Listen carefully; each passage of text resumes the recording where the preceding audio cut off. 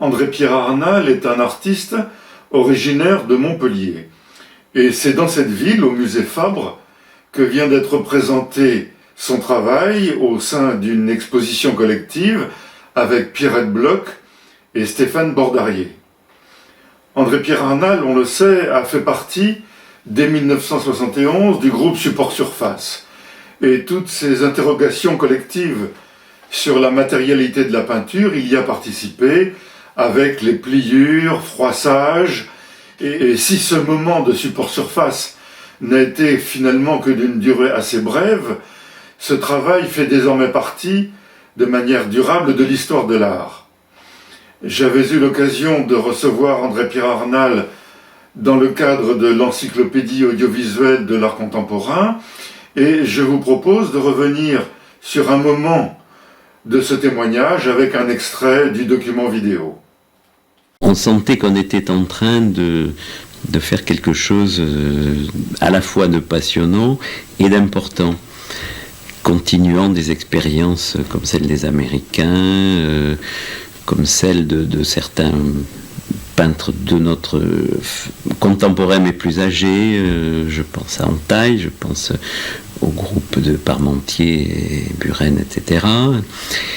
Et c'était quelque chose qui dynamisait considérablement notre activité.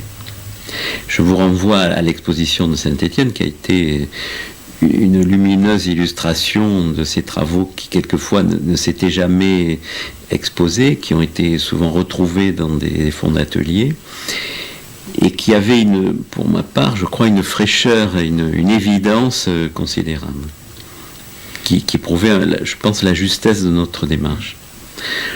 On prétend qu'il y a deux types de nature humaine, ceux qui creusent et ceux qui courent. Bon.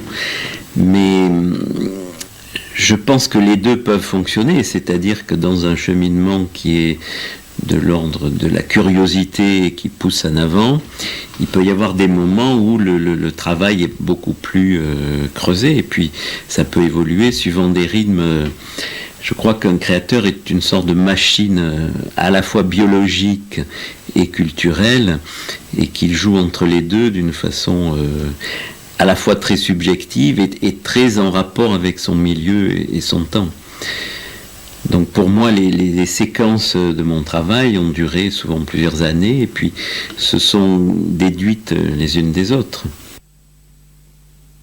Je pense que tout n'est jamais dit, mais il faut considérer, je pense, deux choses, à savoir, la première, c'est que la plupart des peintres de notre groupe ont été professeurs dans des écoles d'art, et donc il y a eu un enseignement, quitte à ce que ça devienne un certain académisme, évidemment, c'est toujours le danger.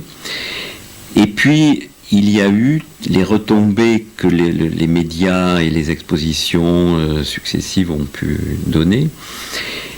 Et je pense que c'est quelque chose qui continue à œuvrer chez des jeunes peintres, y compris chez nous, chez moi en particulier, où mon travail se tourne toujours vers une recherche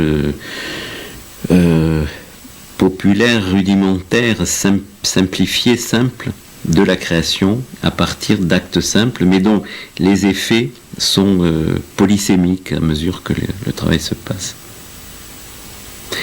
70, c'était tout juste après 68. Ouais. Et je crois qu'il ne faut jamais oublier de lier les deux choses. On était dans un contexte particulier de métamorphose sociale, des mentalités, et donc y compris de l'histoire de l'art, enfin de la façon de penser la peinture.